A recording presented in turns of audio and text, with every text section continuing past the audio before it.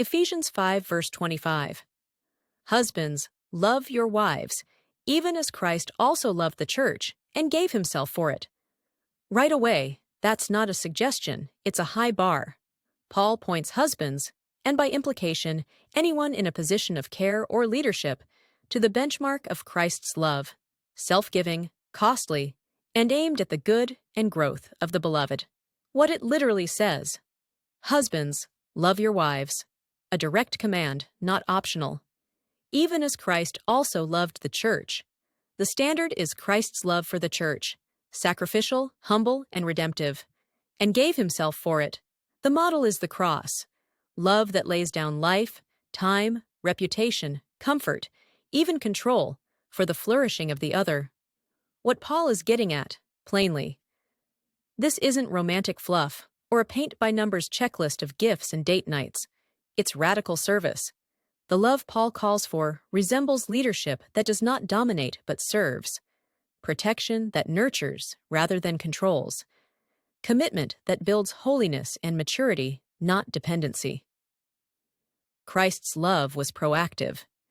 He sought the church, redeemed it, cleansed it, nourished it. The call is to mirror that posture. Why this matters today? We live in a culture that often confuses love with convenience, attraction, or emotional highs. Social media amplifies performative affection, while real commitment gets quietly eroded. Ephesians 5:25 rewires the idea of love from "how do I feel" to "what do I do?" A gritty, faithful, everyday ethic that transforms relationships and communities, in families, workplaces, friendships, and churches. Sacrificial love is the antidote to selfishness, entitlement, and burnout. Practical, non-preachy steps you can actually do. Choose service over ego daily. One small habit. Ask your partner or person you lead what support they need today. Then do it without announcing a medal. Protect, don't possess. Leadership. Protect dignity and freedom, not micromanage choices. Speak growth, not just comfort.